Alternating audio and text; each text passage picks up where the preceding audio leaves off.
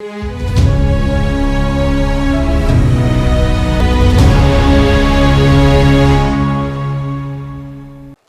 दोस्तों, राजनीति की बातों में आपका स्वागत है। मैं हूं आपका दोस्त धर्मेंद्र कंवारी। दोस्तों, चौधरी बंसीलाल की बातें करते करते अब हम उस दौर में पहुंच गए हैं जब हरियाणा में एक नई पार्टी बनती है जिसका नाम हरियाणा विकास पार्टी होता है। आज हम इस कहानी को और आगे बढ़ाएंगे। और 1987 में आप जानते हैं दोस्तों, कांग्रेस की बहुत बुरी तरीके से हार हुई थी। और इस हार के लिए चौधरी बंसीलाल मुख्यमंत्री होते हुए भी इसलिए जिम्मेदार नहीं थे क्योंकि वो तो हरियाणा में लाए ही तब गए थे जब चीजें हाथ से निकल गई थी। और हर राजनेता का एक दौर होता है, वो दौर चौधरी देवीलाल का था। चौधरी देवीलाल का शासन था, उनकी नीतियों का शासन देश में डंका बज रहा था। और फिर इसके बाद देश और प्रदेश में तेजी से राजनीतिक परिस्थितियां बदलती चली गई। 1991 में कांग्रेस जब चुनाव में उतरी तो निश्चित तौर पर चौधरी बीरेंद्र सिंह जी डुमरखा मुख्यमंत्री बनने के उनके पूरे पूरे चांसेस थे। लेकिन दुर्भाग्य कहिए दोस्तों, उनका कहिए, देश का कहिए, कि राजीव गांधी जी की हत्या से पूरा सीन बदल गया। चौधरी भजनलाल प्रदेश के मुख्यमंत्री बने और कांग्रेस में रहते रहते ही उधर चौधरी बंसीलाल ने हरियाणा विकास मंच और फिर उसको हरियाणा विकास पार्टी में बदल लिया था। चौधरी बंसीलाल की पार्टी का चुनावी निशान लड़का लड़की होता था, उसी पे वो सिंबल पे चुनाव में उतरे थे और पहले प्रयास में उनको 12 सीटें मिली थी। AR दहिया जी, मनीराम गोदारा जी, राम भजन अग्रवाल जी, सेठ श्री कृष्णदास जी, अर्जन सिंह जी, सोमवीर सिंह जी और हरियाणा के बहुत अग्रणी उद्योगपति OP जिंदल जी ने हरियाणा विकास पार्टी को खड़ा करने में बहुत अहम भूमिकाएं निभाई थी।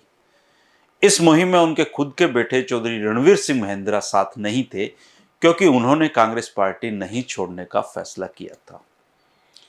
चौधरी भजनलाल का सिक्का उस समय फिर से चल निकला था और इस दौरान सदन में 12 सीटों के साथ बैठे चौधरी बंसीलाल के साथ अक्सर चौधरी भजनलाल की नोकझोंक हो जाया करती थी क्योंकि चौधरी बंसीलाल सरकार के लिए तथ्यों के साथ जो बातचीत रखते थे अपनी विधानसभा में, उससे चौधरी भजनलाल परेशान हो जाया करते थे। एक बार तो चौधरी भजनलाल ने चिढ़कर यह भी कह दिया था कि शायद ताजमहल भी तुमने ही बनाया होगा। 1991 से फिर 1996 आते देर नहीं लगी दोस्तों, और 1996 में हरियाणा विकास पार्टी और भारतीय जनता पार्टी का गठबंधन हो गया। और दोस्तों, ये एक ऐसा गठबंधन था जो हर किसी को हैरान परेशान कर रहा था। चौधरी बंसीलाल आजीवन RSS और भाजपा दोनों से नफरत करते रहे और भाजपा भी उनको हमेशा इंदिरा गांधी के नजदीकी और आपातकाल के खलनायक के रूप में मानती जानती रही। लेकिन चुनावी राजनीति देखिए दोस्तों, इन दोनों का मिलन करवा दिया। आजकल हरियाणा में दुष्यंत चौटाला की जननायक जनता पार्टी और भारतीय जनता पार्टी के बीच वैसा ही गठबंधन है, लेकिन ये अच्छे से चल रहा है। दुर्भाग्य से चौधरी बंसीलाल और भाजपा का नहीं चला। इस गठबंधन था दोस्तों हरिपा भाजपा का, इसको करवाने में बताते हैं कि अहम जो भूमिका थी वो डॉक्टर स्वरूप सिंह की रही थी। डॉक्टर स्वरूप सिंह जी हरियाणा की राजनीति के वो शख्स थे जिनसे जलते हुए चौधरी हरिद्वार लाल जी कहा करते थे कि हरियाणा में 1.5 ही आदमी पढ़े लिखे हैं, एक तो मैं खुद हूं और आधा स्वरूप सिंह है। डॉक्टर स्वरूप सिंह और लाल कृष्ण आडवाणी जी दोनों में मित्रता होती थी। डॉक्टर स्वरूप सिंह अंग्रेजी भाषा के प्रसिद्ध विद्वान थे, दिल्ली यूनिवर्सिटी के कुलपति भी रहे थे, संघ लोक सेवा आयोग के सदस्य रहे, राज्यसभा में रहे, केरल और गुजरात के राज्यपाल भी रहे। बहुत ही विद्वान आदमी थे उस दौर में और चौधरी बंसीलाल उनकी काफी इज्जत करते थे और उनकी वजह से हरियाणा विकास पार्टी और भारतीय जनता पार्टी का गठबंधन सिरे चढ़ा था। अच्छे के लिए या बुरे के लिए हो दोस्तों, 1996 में हरियाणा विधानसभा का चुनाव हरिपा और भाजपा ने मिलकर लड़ा और इसके बाद हरियाणा विकास पार्टी के 33 विधायकों, भारतीय जनता पार्टी के 12 विधायकों और कुछ निर्दलीय विधायकों के समर्थन से 11 मई 1996 को चौथी और अंतिम बार चौधरी बंसीलाल ने हरियाणा के मुख्यमंत्री की कमान संभाली। भाजपा के साथ सरकार चलाना दोस्तों कोई आसान काम नहीं था, और वो भी चौधरी बंसीलाल के लिए जिनको गठबंधन की सरकार चलाने का कोई अनुभव ही नहीं था। चौधरी बंसीलाल ने गठबंधन की कीमत पर कदम कदम पर कई बार कड़वे घूंट पीने पड़े। शराबबंदी के फैसले ने आर्थिक रूप से हरियाणा की कमर तोड़ दी, वहीं घर घर में शराब तस्कर भी पैदा हो गए और चौधरी बंसीलाल जिन्होंने सारी उम्र ईमानदार और सख्त प्रशासक की छवि बनाई थी, वो गठबंधन के सहयोगियों ने उनको नीचा गिराने में कोई कसर नहीं छोड़ी। बुढ़ापे में राजनीति के ये दिन चौधरी बंसीलाल देखेंगे, ये खुद कभी इसकी कल्पना चौधरी बंसीलाल ने नहीं की होगी। चौधरी बंसीलाल सबको खुश करके रखने वाले व्यक्तियों में नहीं थे, लेकिन गठबंधन की सरकार चलाने में यही सबसे बड़ी चुनौती होती है दोस्तों, और चौधरी बंसीलाल इस चुनौती को निभाने की पूरी कोशिश करते रहे। इसी दौरान का एक रोचक किस्सा मैं आपको बताता हूं जो चौधरी देवीलाल से जुड़ा हुआ है। वह यह कि प्रधानमंत्री एसडी देवगौड़ा को 1997 में चौधरी चरण सिंह हरियाणा कृषि विश्वविद्यालय हिसार में उनको जाना था, और चौधरी देवीलाल के घनिष्ठ मित्र होने के नाते प्रधानमंत्री एसडी देवगौड़ा जी देवीलाल जी को हेलीकॉप्टर में बिठाकर अपने साथ हिसार ले आए। उस समय कुलपति होते थे प्रोफेसर जेबी चौधरी जी, और उनको प्रधानमंत्री कार्यालय ने पहले ही बता दिया था कि चौधरी देवीलाल भी प्रधानमंत्री के साथ हिसार में आ रहे हैं। कुलपति ने देवीलाल जी के बैठने की व्यवस्था श्रोताओं की पहली पंक्ति में कर दी, लेकिन वैकल्पिक व्यवस्था भी इसलिए कर दी क्योंकि हो सकता है कि प्रधानमंत्री हाथ पकड़कर चौधरी देवीलाल को मंच पर ले आएं और उनको वहां बिठाना चाहें तो एक कुर्सी पहले से तैयार रखी जाए।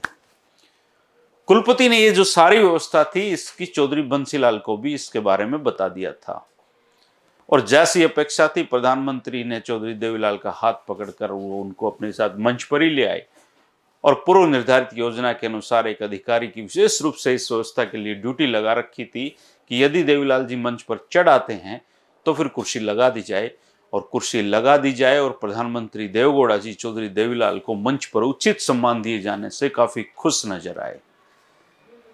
और इसी बीच समारोह में दोस्तों अफसर हर तरीके के होते हैं। एक अफसर ने जो मुख्यमंत्री की टीम में था उसने कुलपति के पास जाकर नाराजगी जताई, कहा कि मुख्यमंत्री इस बात से बहुत नाराज हैं कि देवीलाल को आपने मंच पर बैठा दिया। हालांकि उन्होंने चौधरी बंसीलाल से पूछा नहीं था कि वो नाराज है कि, लेकिन कई बार अफसर खुद ही इन चीजों में आगे बढ़ जाते हैं। अब जेबी चौधरी जी ने अच्छा किया, उन्होंने जाकर सीधे बंसीलाल जी से पूछा कि क्या कोई आपको नाराजगी इस बात से। इस पर मुख्यमंत्री की प्रतिक्रिया सुनकर दोस्तों आप भी हैरान रह जाएंगे, क्योंकि चौधरी बंसीलाल ने अपनी नाराजगी व्यक्त करने की बजाय बहुत ही समझदारी के साथ स्थिति को संभाला और कहा कि प्रोफेसर साहब आपने तो बहुत अच्छा काम किया है, और यूनिवर्सिटी में यह अपेक्षा की जाती है कि संकीर्ण राजनीतिक विचारधाराओं से आप लोग ऊपर उठें। अपने मतभेदों के बावजूद बंसीलाल जी ने कहा कि चौधरी देवीलाल हरियाणा में न केवल पूर्व मुख्यमंत्री रहे हैं बल्कि भारत के उप प्रधानमंत्री भी रहे हैं, उनको उचित सम्मान दिया जाना चाहिए। अपने चौथे शासनकाल में वो बहुत चुनौतियों से घिर गए थे दोस्तों। शराबबंदी फेल हो गई, वापस लेनी पड़ी, लेकिन इसके बावजूद बिजली क्षेत्र में उन्होंने काफी सुधार के काम किए। इस दौरान हरियाणा ने पंजाब में अपने हिस्से का पानी लेने के लिए 6 सितंबर 1998 को सुप्रीम कोर्ट में एक याचिका भी दायर की थी, और बताया जाता है कि दोस्तों चौधरी बंसीलाल ने इस याचिका का ड्राफ्ट खुद साथ बैठकर तैयार करवाया था, और इसी याचिका पर सुप्रीम कोर्ट ने 15 जनवरी 2002 को हरियाणा के पक्ष में फैसला सुनाया था, और उस समय हरियाणा में सरकार बदल चुकी थी, ओम प्रकाश चौटाला जी की सरकार आ चुकी थी, और इस सरकार ने जो चौटाला साहब की सरकार थी उन्होंने सुप्रीम कोर्ट के फैसले पर जमकर जश्न मनाया था। ये दिन मुझे इसलिए याद है क्योंकि हिसार में उन दिनों नेशनल यूथ फेस्टिवल का जो उद्घाटन समारोह था, और उसमें उमा भारती जी केंद्रीय खेल मंत्री के रूप में मुख्य अतिथि के रूप में हिसार महावीर स्टेडियम में आई हुई थी। रंगारंग कार्यक्रम तो पेश हुआ था, और इनेलो के विधायक पूर्ण सिंह डावड़ा इस फैसले के आने के बाद रंग गुलाल उड़ाते हुए महावीर स्टेडियम में घुस रहे थे। गुलाल से सने होने की वजह से पुलिसकर्मी ये पहचान नहीं पाए कि ये इनेलो के विधायक हैं, और एक पुलिसकर्मी ने डाबड़ा साहब पर अपना हाथ भी साफ कर लिया था। बाद में कई दिनों तक ये मामला उलझा रहा, और मेरा कॉलेज चूंकि पास में ही था और मैंने ये कार्यक्रम और पिटाई दोनों देखी थी, इसलिए मुझे एक दिन खास तौर पे याद है। बातें करते करते हम दोस्तों बहुत आगे निकल आए हैं। अब ये समय फिर से पीछे लौटने का है और 25 जून 1999 तक करीबन ये साफ हो गया था दोस्तों कि चौधरी बंसीलाल की सरकार कभी भी गिर सकती है। और इसी दौर में एक समय ऐसा भी आया जब चौधरी बंसीलाल के आंसुओं को हरियाणा के लोगों ने पहली बार देखा। वो दौर सोशल मीडिया का नहीं था दोस्तों, नहीं तो हर मोबाइल में चौधरी बंसीलाल के रोते हुए के वीडियो होते और जो आदमी चट्टान की तरह मजबूत दिखता था, एक समारोह में वो फुट फुट कर रोने लगा। चौधरी बंसीलाल के रोने की क्या कहानी है दोस्तों, ये जानकर भी आप दंग रह जाएंगे। चौधरी बंसीलाल को 2 ही बार लोगों ने रोते हुए सुना है, देखा है।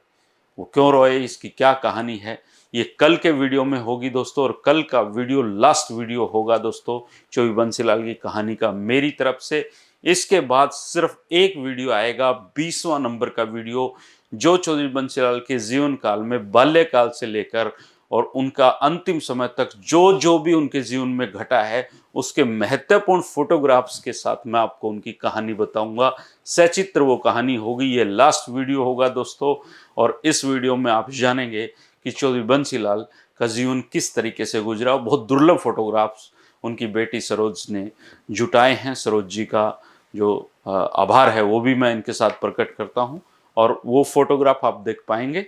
उसके साथ ही चौधरी बंसीलाल की जीवन कहानी का मेरी तरफ से ये विराम होगा दोस्तों। फिर कभी कुछ मिलेगा और बहुत जानकारियां शामिल होंगी तो फिर मैं आपके सामने बयां करता रहूंगा। कल का वीडियो चौधरी बंसीलाल की अंतिम कहानी, अंतिम दिनों की बात जो है वो आप देख पाएंगे दोस्तों। साथ बनाए रखिएगा, 3 बजे की मुलाकात होती रहेगी। शुक्रिया, नमस्कार।